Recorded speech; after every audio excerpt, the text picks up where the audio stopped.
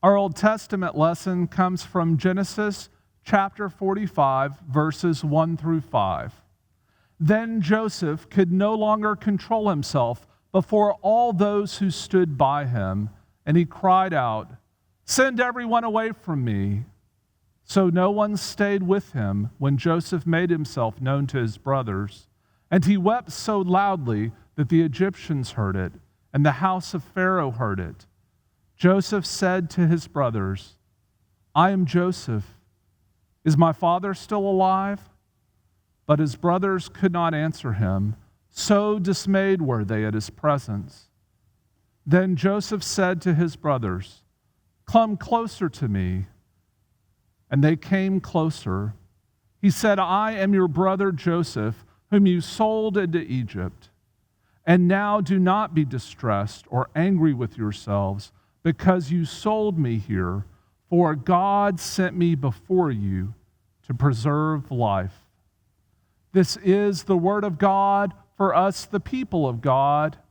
Thanks be to God.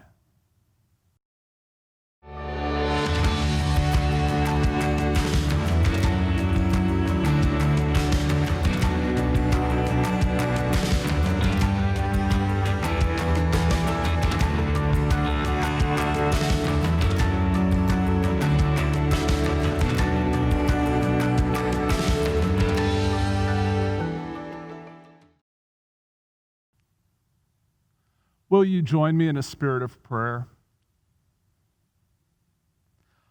Our gracious sovereign and our God, assist me to proclaim, to spread to all the world abroad the honors and glories of thy name.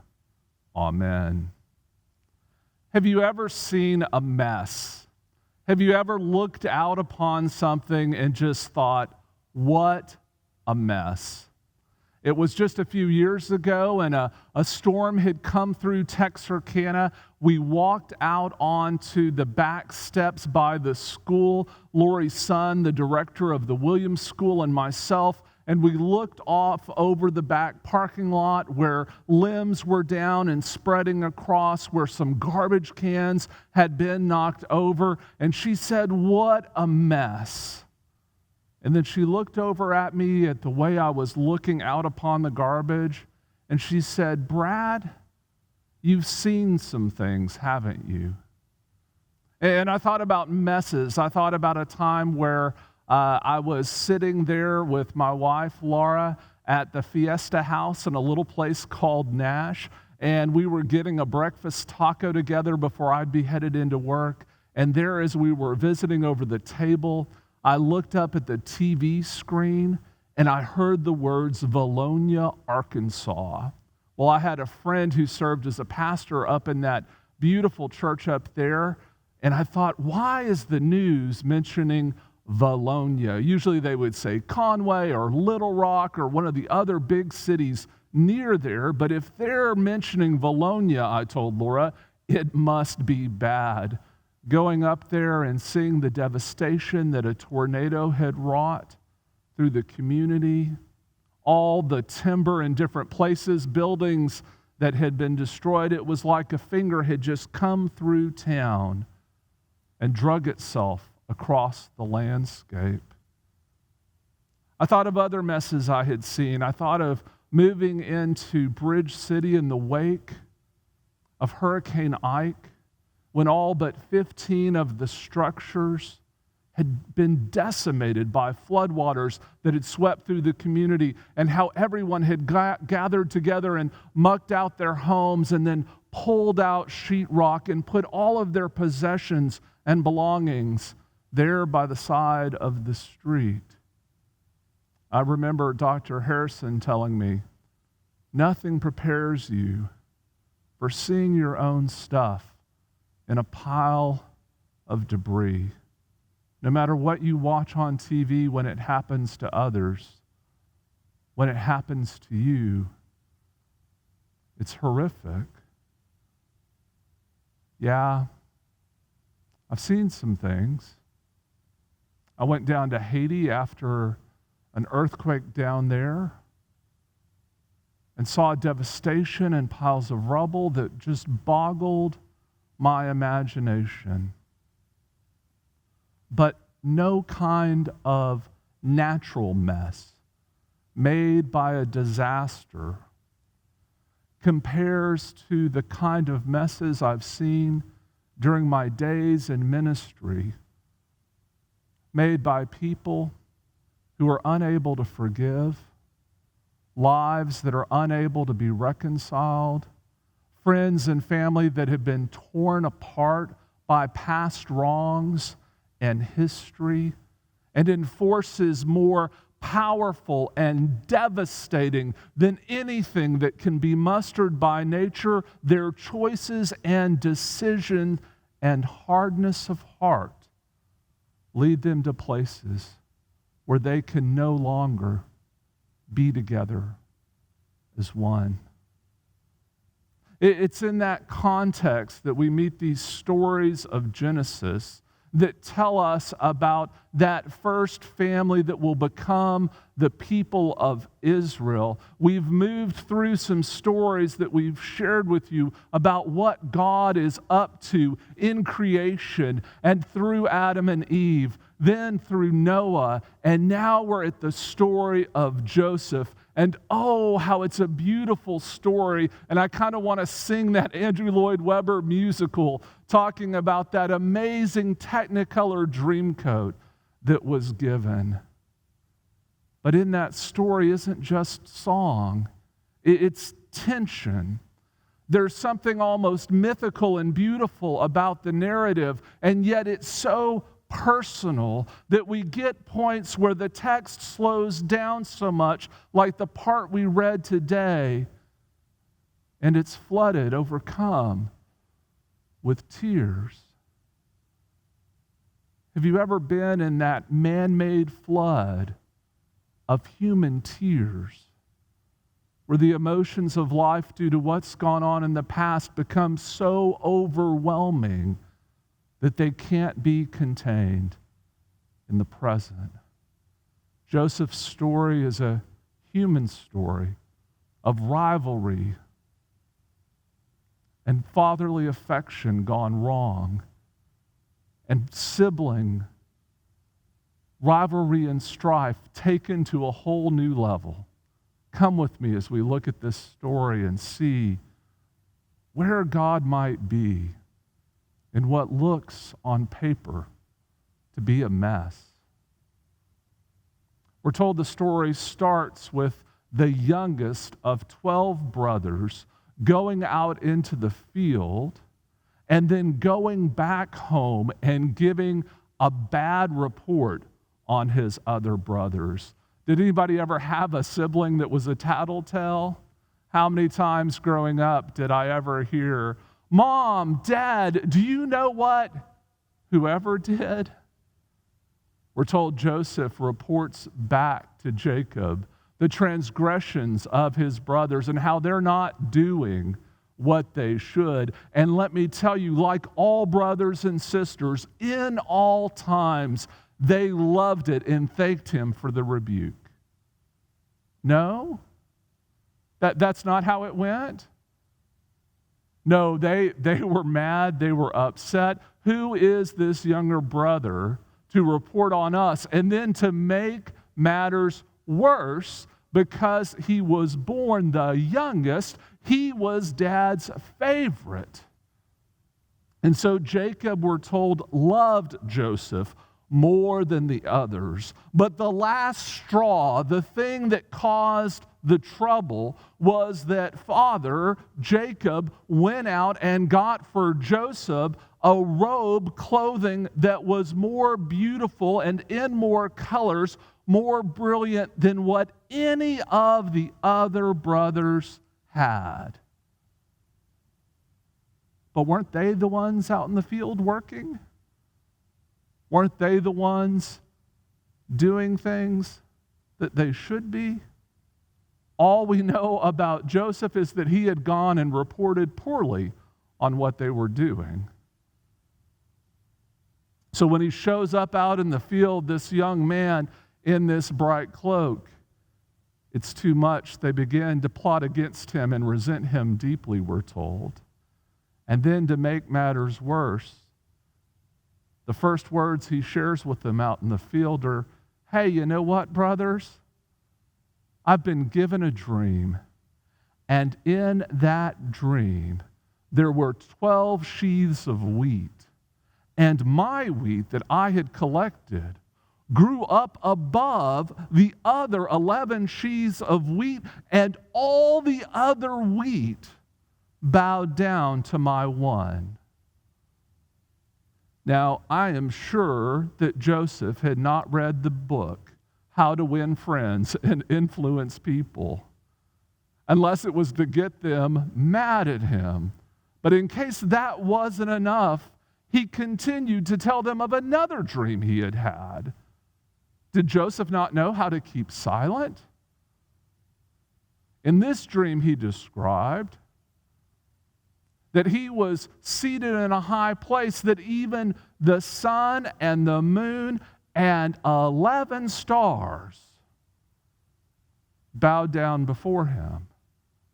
Well, like in all days, you can talk about me and you can even say things about my dad, but if you talk about my mom, those are fighting words. And sure enough, that was too much. So the brothers plotted to trap and kill their brother, Joseph. There was a cistern there where they were watching the sheep that was almost empty due to the drought that was oncoming, and so they decided to trap him and put him in the cistern.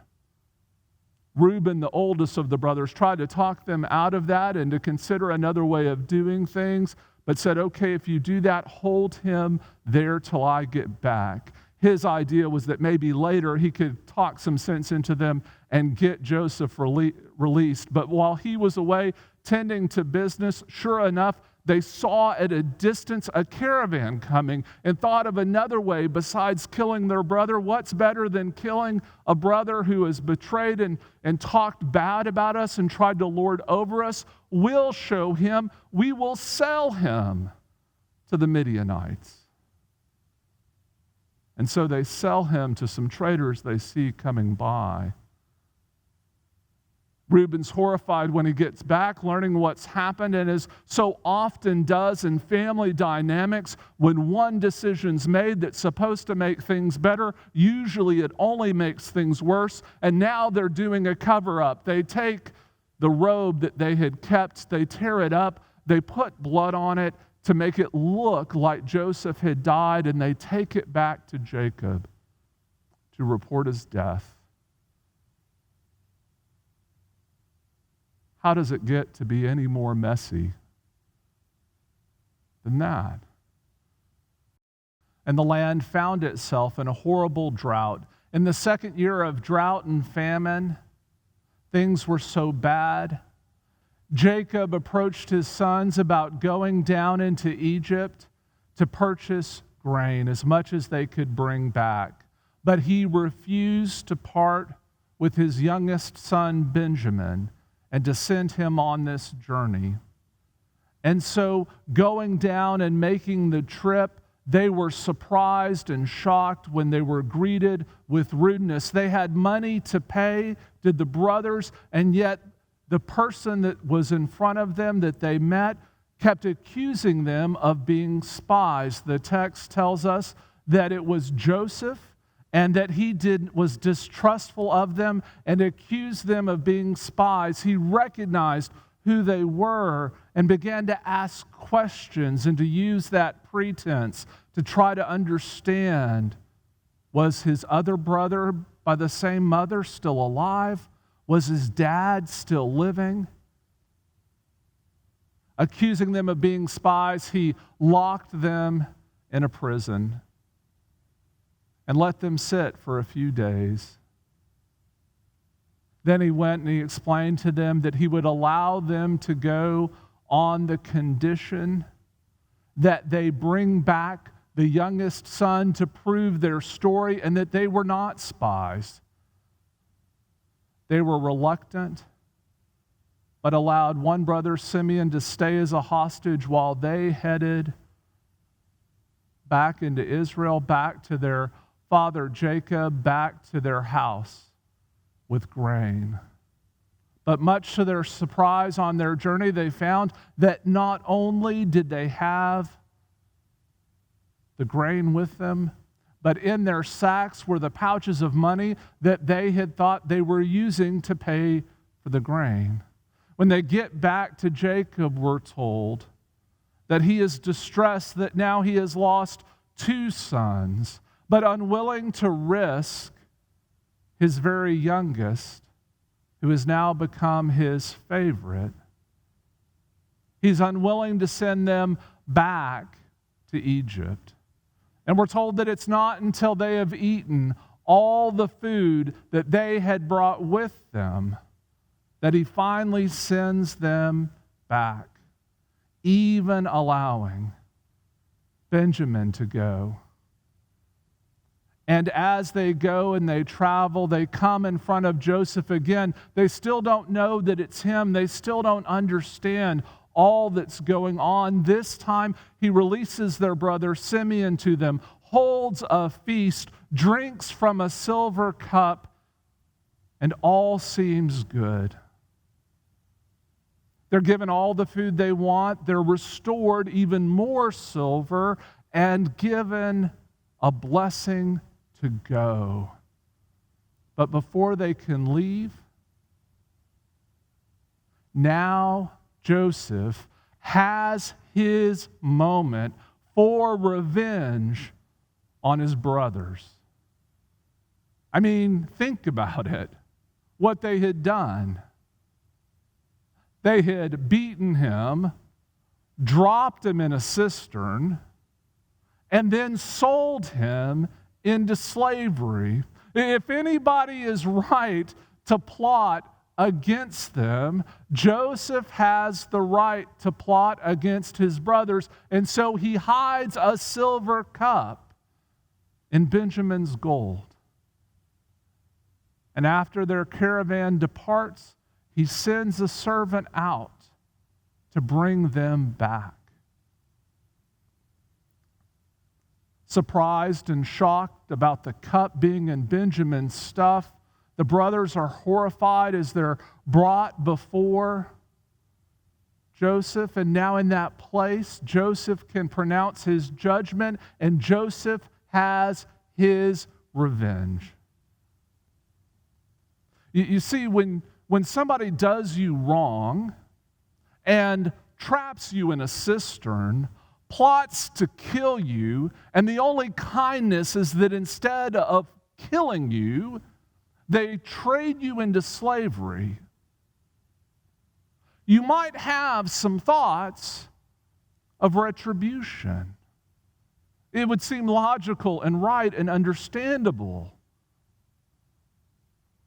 that the heart of Joseph would be to get them back. Now carefully and craftily, outwitting his brothers, he has set the stage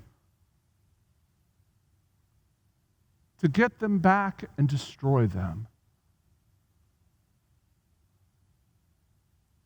And so after they're apprehended and after they're brought back, they're seated at a table in the presence of Joseph. And it's at this point that we get today's text, and we're told he yells and screams and personally brings retribution on them, right? We're told something completely different. That in this big wasteland of mess, with guilt and recrimination to go around, enough for everyone, that know what Joseph does is tells all his servants to leave. And he breaks down in tears and then makes himself known to them. The word in Hebrew here is yada. He makes himself known to them in an intimate and close family way. They remember him. He lets them know he remembers them. And together, they are blessed in each other's presence to realize that reconciliation, beyond all the anger, beyond all the hatred, beyond all the fears of years of not calling, writing, emailing, Facebooking, or reaching out. Did they have any of those things back then? Maybe that's for us. But their love was made revealed because suddenly in that moment, Joseph remembers God's purpose for them.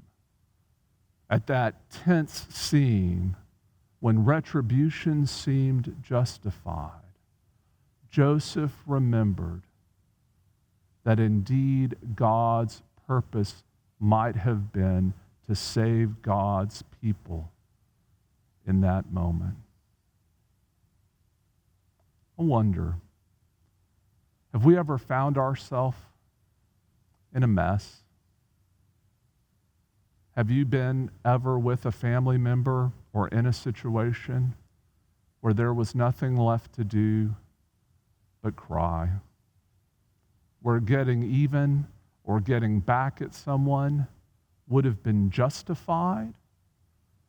But the only way to break that cycle, the only way to change that dynamic, the only way to have something different occur in the moment is for someone around the table to remember that God might be up to something. You see, I don't believe God causes messes. I don't believe that it's God's will that horrible things happen. But I do believe that God is still in the business of showing up at those human moments when all seems lost and no way forward seems possible. And then God provides a hope, a bridge, a possibility, a new phone call, a new moment, a new opportunity. Somehow through the twist of fate and the turn of history, in that moment, something that is lost might be regained. And the people of God unto this day are formed out of that compassion that sees God and remembers God's purpose for us, even when all seems lost. Recently, I was rereading part of a book by Dietrich Bonhoeffer called Pastor, Martyr, Prophet, Spy. About his life story, this beautiful biography walks us through the work that occurred in his life. If you know who he is, that's wonderful. If not, let me just introduce you to Dietrich Bonhoeffer just a little. He was a pastor in Germany in the run-up to World War II and during World War II. He was a nonviolent protester against the Nazi movement until he realized that the danger and threat posed by Nazism and Adolf Hitler meant that he would have to participate in a plot to kill Hitler. He would be incarcerated for that plot and actually become in the concentration camp system and eventually be put to death. He is remembered as a theologian and a pastor and a leader, but the story that sticks with me toward the end of the book is that a mistake had been made, a clerical error, as he was being moved to his execution site. And so when they pulled several people who were going to have their lives taken off a vehicle he was in, he actually was left accidentally on the vehicle that took him on to another place that he would never have gone. There, some people who had heard of his ministry recognized them. And it was a Catholic who saw him and pleaded with him, a Protestant, a Lutheran, to serve communion to them there on that last day of Easter. And there in that season, when they were together imprisoned in that place, Bonhoeffer served communion on one condition: that he be allowed to also serve the guards. Who enters our life and enters our world when no way seems forward and no hope seems possible, and reminds us of who God is, and that no matter how messy the circumstances and no matter how challenging the situation, that God might embolden us in any moment to go beyond ourselves in sacrificial love to others. Friends, as we look at the expectations we have for ourselves and that we have for others, I call upon us to remember that God's expectation of us is that we will remember that God is reconciling himself to the world in ways that are transformative of whatever mess we find ourselves in. And that the more we lean on God and let God do the heavy lifting, all things become possible.